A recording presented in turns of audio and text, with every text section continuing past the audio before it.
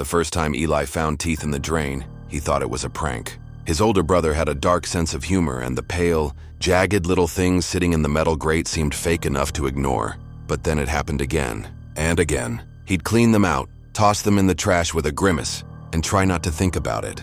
But this morning, as the warm water pooled around his feet in the shower, he looked down, and there they were. 4 of them, fresh, white, wet. Eli shut off the water. He crouched down and stared at the teeth. Not baby teeth, not yellowed.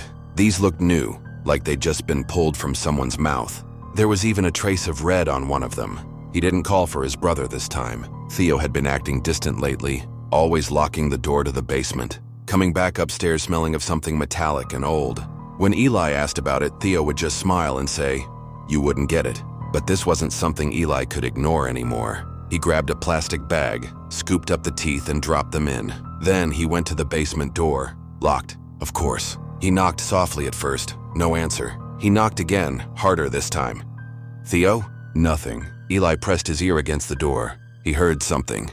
Not movement exactly, but a sound. A slow, wet clicking, almost like chewing. He stepped back, heart hammering. The basement had a window. Eli had never liked going around to that side of the house. Too many thorns from the old hedge, but now he didn't care. He needed to know what was going on. As he rounded the corner, the wind picked up, carrying with it a faint smell that stopped him in his tracks. Blood and rot. The window was dirty, but he could see through it just enough. There was something moving in the dark. It was big, and it was smiling. Eli ducked beneath the window, heart pounding so loud he was sure whatever was in that basement could hear it. He stayed crouched, listening, waiting for something, anything. But there was only silence now.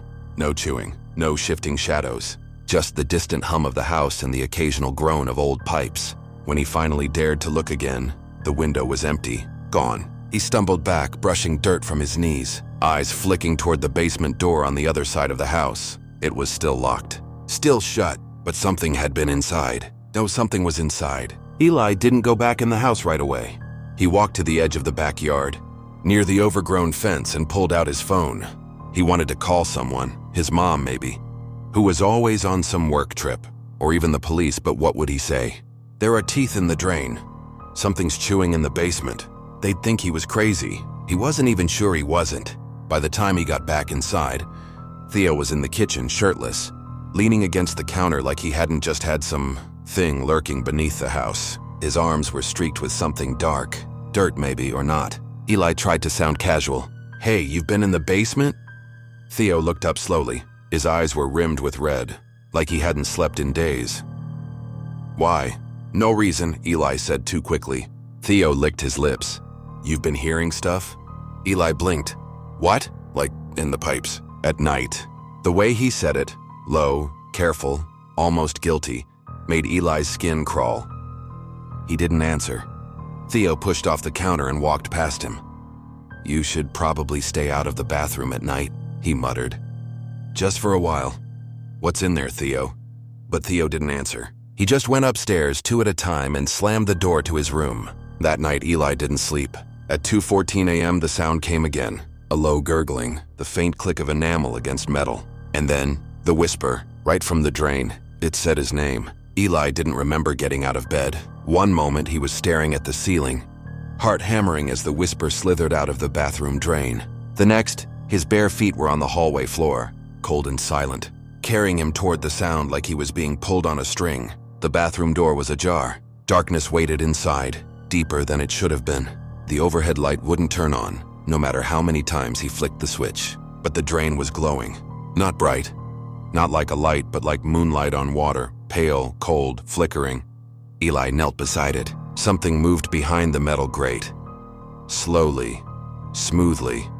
Something, with too many teeth, stacked rows of them, all slightly too small, all impossibly clean. The whisper came again, but this time louder. "He fed us." "You're next." Eli stumbled backward. "Who, Theo?" The drain gurgled. A thin, wet hand reached up through the grate, pushing against the metal like it might slide free. The fingers were long and jointless. Each ended in a small white tooth instead of a nail. From behind him, a voice, Theo's voice, croaked, "I'm sorry." Eli tried to stop it. Eli turned. His brother stood in the hallway, shirt soaked with sweat and something darker. He looked gaunt, hollow. They came through the pipes, Theo whispered. They were just voices at first. But I kept listening, and then they wanted things. You fed them? I didn't know what else to do. The thing in the drain was halfway out now. Its body was slick and boneless, a mass of gums and mouths, each whispering his name with a different pitch. He fed us. You're next. You're next. Iliran. He made it as far as the stairs before the house seemed to shift. The lights died. The air went thick. Behind him, he heard Theo scream, and then nothing but the sound of hundreds of teeth chewing through something soft. He didn't stop. Not until he was outside, barefoot in the grass, cold night wind whipping at his face. The house stood silent. The bathroom light flicked on. The drain gleamed. Days passed. The house stayed locked. No sign of Theo, no blood, no mess. But every morning now, as Eli showers at the neighbor's place, he still hears it. That wet clicking, and sometimes a tooth or two waiting near the drain. Smiling. Waiting.